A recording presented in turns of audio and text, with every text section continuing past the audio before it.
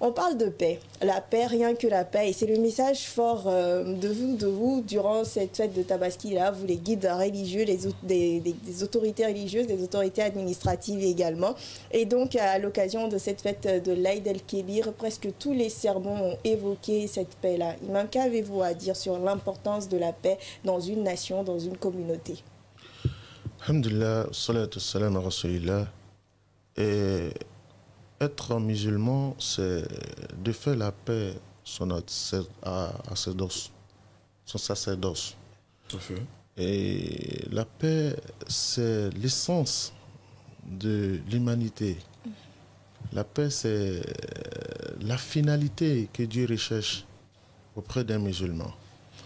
Vous conviendrez avec moi que ces périodes qui viennent d'être passées ont mis en lumière l'histoire d'un homme, qui est Ibrahim alayhi salam, une figure emblématique de toutes les religions.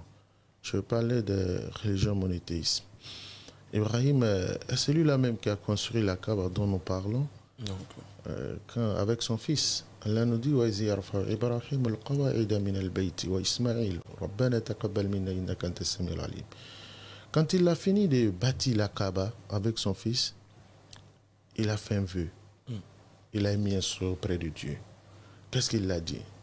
Il dit Rabbi ij'al hadha baladan amina warzuq alayhi min ath-thamarat man amana minhum billah wal yawmil akhir. Il dit Seigneur, fait cette cité un lieu de sécurité. Il pouvait faire d'autres prières, il pouvait faire d'autres demandes, mais il a parlé de la sécurité de la cité. Qui parle de la sécurité, il parle de la paix. Tout à fait. Et Ibrahim alayhi salam, c'est celui-là même qui nous invite, à travers cette bénédiction, il nous montre l'importance de la paix. C'est pour cela, cette période, vous voyez que les imams n'ont fait que parler de ça. Voilà. Nous avons un mois sacré, un mois qui est sacré, qui nous prive de faire même ton ennemi. Et comme le disait Omar ibn Khattab, s'il voyait le meurtrier de son père à la Mecque, il ne va pas le toucher.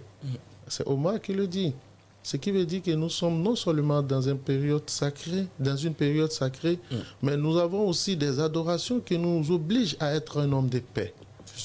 Un homme qui n'est pas belliqueux, un homme qui n'est pas violent, un homme qui contrôle ses dits, qui ne va pas entacher la cohésion sociale. Les mois sacrés sont assimilés au moment de paix, au moment de trêve aussi? Non, pas oui, nous pouvons dire oui, parce que si Dieu, dans sa miséricorde et dans sa sagesse, il nous décrète des mois dans lesquels nous ne devons pas nous ne devons pas faire du mal. Même nous ne devons pas toucher ne serait qu'une mouche. N'est-ce pas là qu'une notion pour dire que vous devez vous comporter ainsi, même après ce mois. Parce que Dieu, il parle de quelque chose. Et nous avons dit tout à l'heure, les pèlerins, quand ils vont aller, c'est pas tout un mois, c'est pas toute l'année qu'ils vont faire, ils vont passer à la Mecque.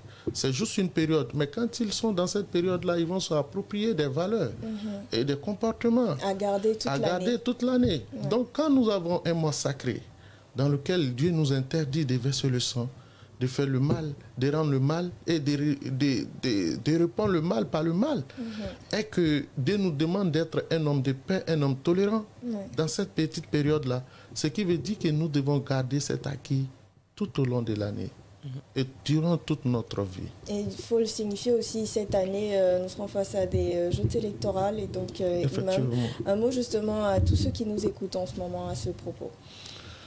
Je pense bien que nous gagnons plus avec la paix que son contraire. Nous gagnons plus à vivre ensemble que son contraire. Nous gagnons plus avec la cohésion sociale que le contraire. Et la paix déjà ne doit pas être momentanée. Ça doit être un quotidien. Et le souhait de tout un croyant. Nous devons vivre, espérer que la paix et la sécurité demeurent dans ce pays-là. Alors, qu'Allah nous donne bonne compréhension. Alors, Amara, que représente